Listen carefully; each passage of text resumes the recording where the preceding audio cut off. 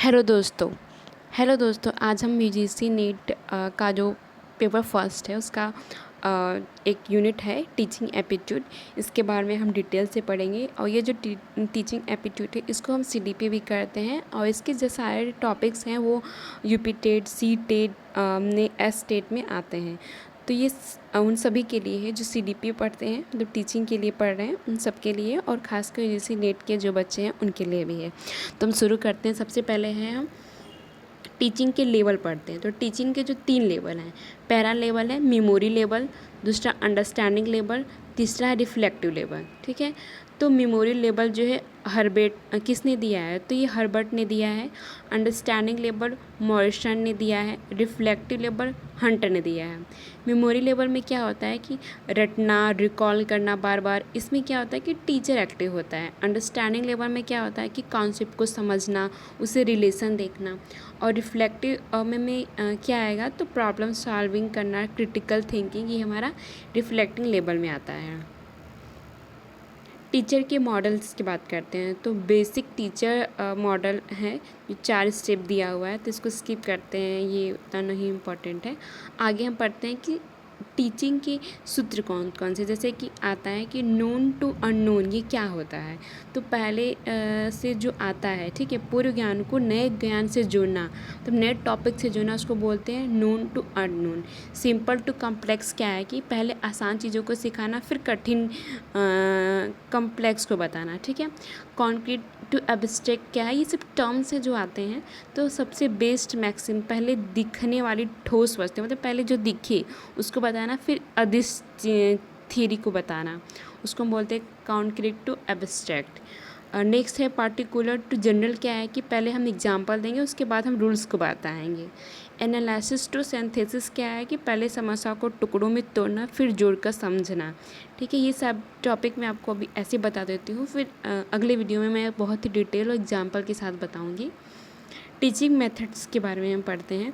तो lecture method क्या होता है, तो बड़ी क्लास थ्योरी ख़त्म करने के लिए 1 वे कम्युनिकेशन इसमें होता है, मतलब टीचर बोला जा रहा है, स्टूडेंट चुपचाप बेचारा सुनता है, फिर जब पूरा लेक्चर कंप्लीट करता है फिर स्टूडेंट बोलता है, तो इसमें टीचर सेंटर्ड होता है लेक्चर मेथड।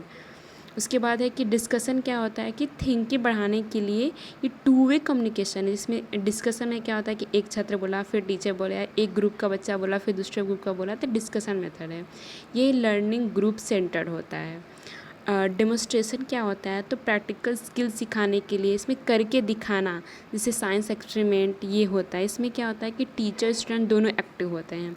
ह्यूरिस्टिक मेथड क्या है कि स्वयं खोज कर सीखना, छात्र जो है खुद एक डिस्कवर करके खुजता है।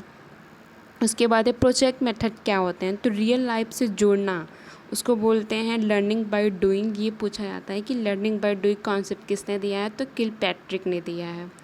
उसके बाद है ब्रेनस्टॉर्मिंग क्या होता है कि क्रिटिकल कार्य को, मतलब रचनात्मक एक्टिविटी करना, रचनात्मक आइडिया जनरेट करने के लिए, कोई भी आइडिया गलत नहीं होता, कोई मतलब कुछ अच्छा काम करना, क्रिएटिविटी चीज़ों को करना, ये ब्रेनस्टॉर्मिंग होता है।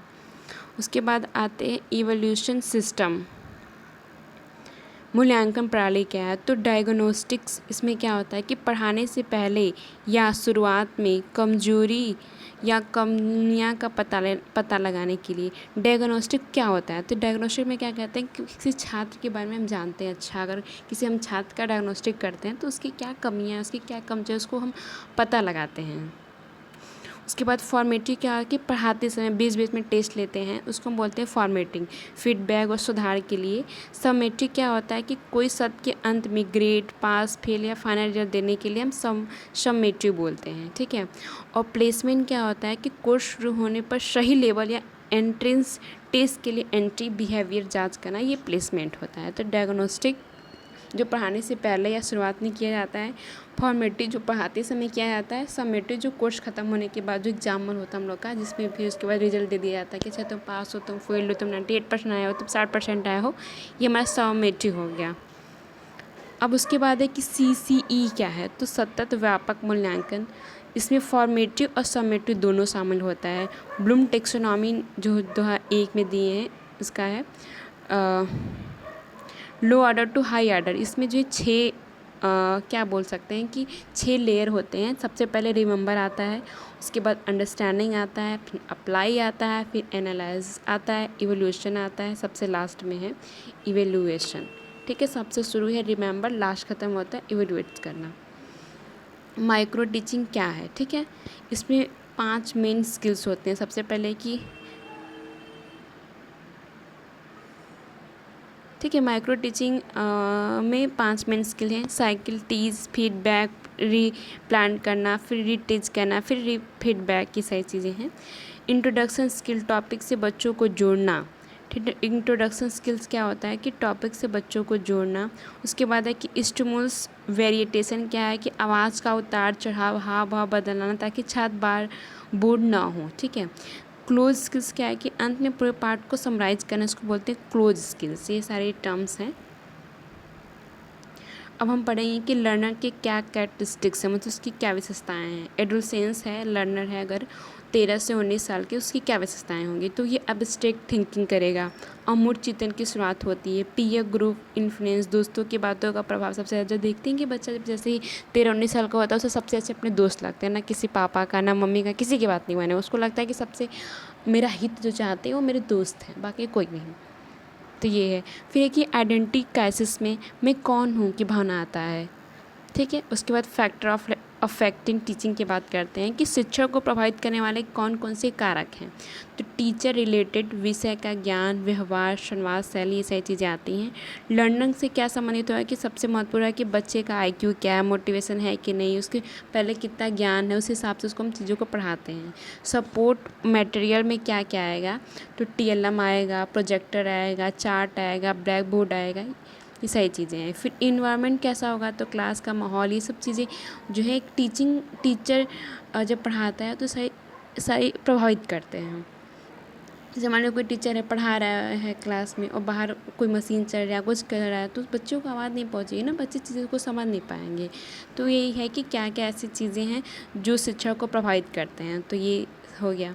उसके बाद है कि टीचिंग एड्स, मतलब सहायता के लिए क्या क्या टीचर को जो हेल्प करेंगे बच्चों को पढ़ाने में। तो ऑडियो विजुअल एड्स हो गए, टीवी हो गया, कंप्यूटर हो गया, यूट्यूब हो गया, सब चीज़ों का यूज़ करके टीचर अच्छा पढ़ा सकता है।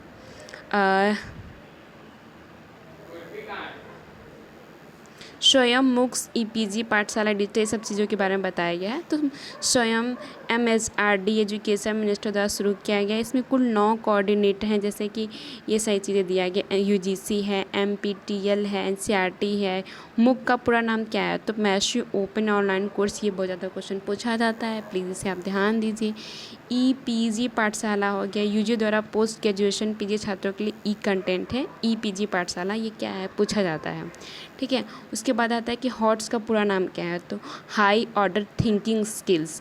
ब्लूम टेक्सोनॉमी के टॉप 3 जो लेवल थे ना, एनालाइज करना, इवेल्युएट करना, क्रिएट, को हॉट्स कहते हैं। ठीक है, इसमें प्रश्न वाई, हाउ एंड डिज़ाइन या जज पर आधारित होते हैं। फ्लैंडर इंटरेक्शन एनालिसिस क्या है, तो इसमें कुल 10 कैटेगरीज होती हैं। 1 से 7 टीचर जो बोलता है, 8 से 9 स्टूडेंट जो बात करता है, और 10 में साइलेंस, कन्फ्यूजन, ये सब चीज़ें होती हैं, वो हैं। इसमें 2 रूल लागू होते हैं, 2 या 3 रूल्स होते हैं। एंड्रोगॉजी वर्सेस पेडागॉजी क्या है, तो पेडागॉजी में बच्चों को पढ़ाना, टीचर सेंटर्ड, बाहरी मोटिवेशन और मार्क्स होते हैं। एंड्रोगॉजी में क्या होता है कि वयस्क अडल्ट को पढ़ाना। ठीक है, पेडागॉजी बच्चों को पढ़ाना, एंड्रोगॉजी वयस्क को पढ़ाना, ये सारी चीज़ें हैं। उसके बाद है कि क्वालिटीज ऑफ गुड टीचर, एक अच्छे टीचर की क्या क्वालिटी होती है, तो पहला है कि वह अपने सब्जेक्ट में मास्टर हो, वो एम्पैथी दे बच्चों को, और ब्लैक बोर्ड राइटिंग उसकी अच्छी हो, वॉइस जो है बहुत ही क्लियर हो, ये सारी चीज़ें हैं। अब हम पढ़ते लास्ट मिनट में हम रिवीजन करते हैं जो टॉपिक है। तो लेवल जो था, 3 लेवल थे, memory level, understanding level and reflective level. Bloom taxonomy का जो आप देखे थे, स्टार्टिंग से रिमेंबर से स्टार्ट हुआ था, रिमेंबर या क्रिएट से इवेल्यूट पर ख़त्म हो गया। उसके बाद है कि ये सारी चीज़ें हैं माइक्रो टीचिंग में, फीडबैक, रीप्लान, ये सारी चीज़ें हैं। उसके बाद है कि सबसे इम्पॉर्टेंट आर्टिकल्स 21A के तहत 6 से 14 साल के बच्चों को फ्री एजुकेशन अनिवार्य किया गया है। ये बहुत ही इम्पॉर्टेंट है, प्लीज़ इसे याद रखिएगा कि आर्टिकल्स 21A के तहत 6 से 14 साल के बच्चों को फ्री एजुकेशन की बात की जाती है। प्लीज़ मेरे सेक्शन अच्छा लगे, ये सेशन अच्छा लगे तो लाइक एंड सब्सक्राइब करिए। Thank you for watching.